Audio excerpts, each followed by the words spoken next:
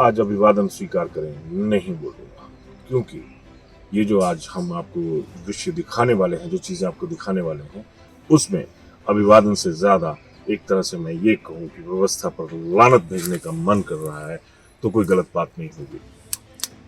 इस जो खबर है, इस पर आगे चलने से पहले में एक हिमाचली कहावत है, उसमें कहा जाता है कि 12 चिटक मिटक अंदर बुआ नहीं करी थी फिटक। यानी बाहर से तो आप बहुत चमकते नजर आते हैं, लेकिन अंदर से आप लोग इतने एक तरह से कमजोर हैं, इतने लच्चर हैं आप लोग कि आप कोई भी व्यवस्था को ठीक ढंग से नहीं चला सकते। धर्मशाला की बात कर रहा हूँ, अभी हम धर्मशाला में हैं और ठीक उस जगह पे हैं जिसकी वजह से धर्मशाला का नाम है। ये नाम बना था अनुराग ठाकुर की बदौलत से, क्योंकि जहाँ पे मैं खड़ा हूँ इससे ठीक पीछे जो एक क्रिकेट स्टेडियम है, इंटरनेशनल क्रिकेट स्टेडियम, वो है। उसके साथ अथॉरिटी ऑफ इंडिया का संस्थान है इसके ठीक पीछे, और जहाँ पे हम खड़े हैं वो जगह उसका एक तरह से कहूँ तो पिछले वाला हिस्सा है, पहाड़ है, जहाँ पर जिस पहाड़ पर ये 2 इमारतें खड़ी हैं। लेकिन सामने से आएंगे, फोटो खिंचवाएंगे, चले जाएंगे लोग, पर्यटकों को लगेगा कि बहुत बढ़िया है, लेकिन स्थानीय लोगों की क्या हालत है यहाँ पे। स्थानीय लोगों को भी एक तरफ रखिए आप। सबसे बड़ी बात यह है कि व्यवस्था का क्या हाल है यहाँ पे। बहुत सारे दावे किए जाते हैं। आज की डेट में अगर आप देखेंगे तो सरकार क्या दावे कर रही है, हेलीपोर्ट बनवाएंगे, हवाई अड्डे बनवाएंगे, ये करेंगे, वो करेंगे। 7 स्तर के जो सपने होते हैं वो सपने सरकार दिखा रही है, लेकिन एक आम आदमी की जिंदगी जो है वो स्टार कैटेगरी तो छोड़िए, एक अच्छा आसमान भी उसके पास नहीं है, सितारे तो बहुत दूर की बात है। तो मैं बता रहा था कि ये थोड़ा सा आप दृश्य देखिए। ये जो दृश्य है ये क्रिकेट स्टेडियम और साई का जो संस्थान है उससे ठीक पीछे की पहाड़ी वाला है। आपको दिखेंगे कि यहाँ पे कितने पेड़ गिरे हुए हैं। हकीकत में तो पेड़ दिखे हुए नजर आ रहे हैं, लेकिन सच्चाई ये है कि यहाँ पे पेड़ नहीं, व्यवस्थाएं गिरी हुई हैं, व्यवस्थाएं लंबी पड़ी हुई हैं। पेड़ों की आप दुर्दशा देखेंगे कि वहां पे सड़ रहे हैं, सारी चीजें हो रही हैं, और इतने जलकर राख हो चुके हैं। वैसे ही हैं जिस तरह से आप किसी शमशान घाट पर देखते हैं कि जब मुर्दा जलाने के बाद वहां पर जो लकड़ी बच जाती है वो भी ऐसे ही बिखरी होती है। तो अगर मैं ये कहूं कि ये व्यवस्थाओं का शमशान घाट है तो कोई गलत बात नहीं होगी, क्योंकि लकड़ियां जली हुई यहां पर भी दिख रही हैं।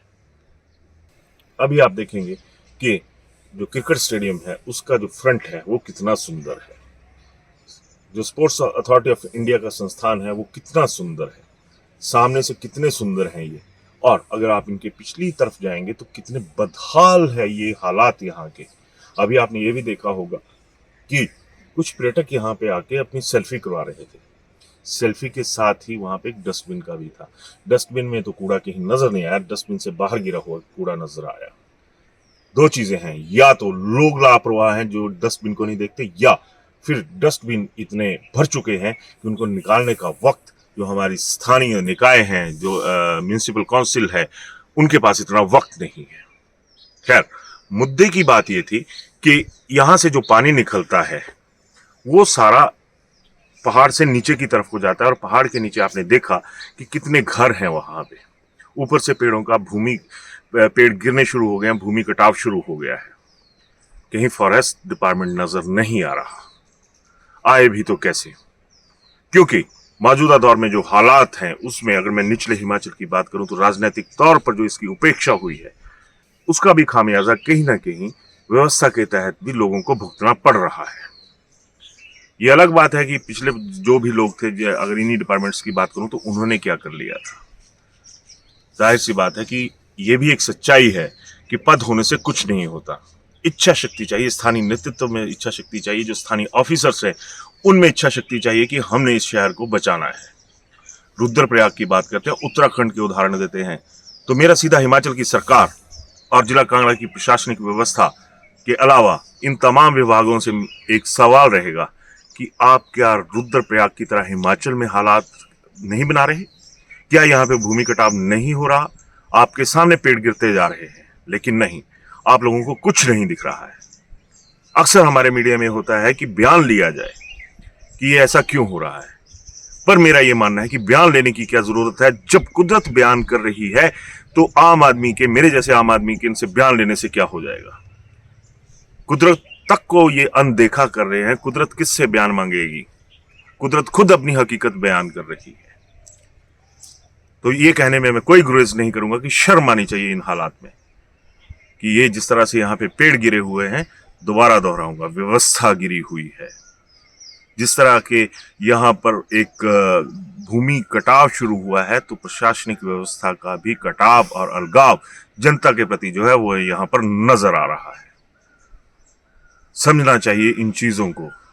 जो इसके लिए एक तरह से जवाबदेह हैं, उनको भी समझना चाहिए कि जिस तरह के हालात धर्मशाला के शहर में बिल्कुल बीचों बीच, और वो भी उस जगह पे जो आपके माइलस्टोन है वहां पे बन रहे हैं, तो शहर के बाकी हिस्सों में क्या होगा? शहर को भी एक तरफ रखिए, अगर ऐसे ही हालात पूरे प्रदेश में हैं तो वहां पे क्या हालात होंगे?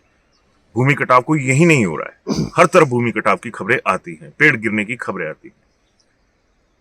अगर एक आम आदमी ने अपने घर पर खतरे में, अगर एक आदमी ने अपने घर के साथ लगे पेड़ को कटवाना हो, तो पहले फॉरेस्ट डिपार्टमेंट, उसके बाद फॉरेस्ट कॉर्पोरेशन, चक्कर लगा लगा के आम आदमी की, मैं अगर सामान्य भाषा में कहूं तो ऐसी की तैसी हो जाती है। एक पेड़ नहीं काटने देते, तब तो ऐसा व्यवहार किया जाता है कि भैया पेड़ काटेंगे तो ना जाने कौन सी क्या हो जाएगी। यहाँ पे तो आप लोगों की व्यवस्था कट कर गिरी हुई है, उसकी बलि हुई पड़ी है, और बलि भी आप लोग ही दे रहे हैं।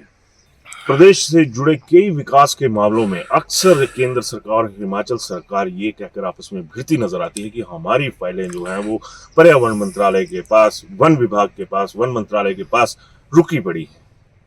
लेकिन शर्म कीजिए, आप लोगों की वजह से तो सारा सिस्टम रुका पड़ा हुआ है। अगर मैं हिमाचल की ही बात करूं तो जो माहौल अभी तक आपने देखा वो स्मार्ट सिटी का बदसूरत चेहरा है। ना ऐसे खिताब दीजिए, ना ऐसे सपने खुद देखिए, ना लोगों को दिखाइए कि आप एक स्वर्ग में रह रहे हैं।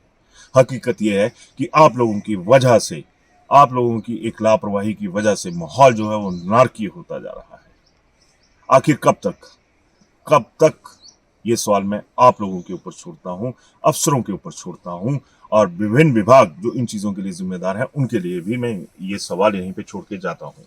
लेकिन जाने से पहले एक और छोटा सा दृश्य आप देख लीजिए। यहाँ पर आपको एक सोच नजर आई होगी।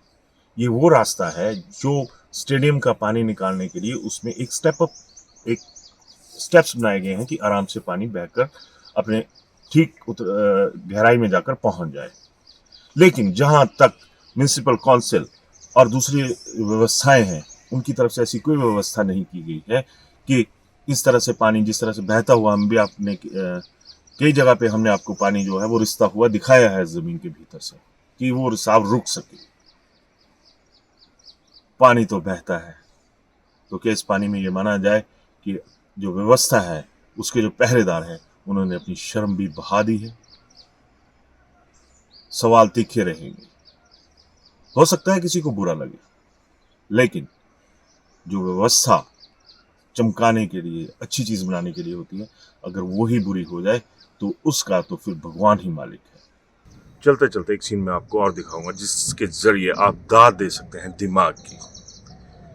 ये जहां पे मैं खड़ा हूं, ये ठीक स्टेडियम के बाहर एक डस्टबिन है जो हाइड्रोलिक थे, जिनकी बड़ी चर्चाएं रही थी कि ये होगा वो होगा। अब दिमाग देखिएगा, जहां पे डस्टबिन लगाए हैं इसके ठीक ऊपर बिजली की तार है, यानी हाइड्रोलिक ट्रक जिनसे इनको उठाया जाता है, इनको निकाला जाता है, अगर वो उठाएंगे तो शॉर्ट सर्किट हर हाल में होगा, दुर्घटना हर हाल में हो जाएगी यहाँ पे। तो ये तो दिमाग है। कहेंगे तो बुरा लगेगा, लेकिन लगे, क्योंकि बुरा हुआ है। धन्यवाद।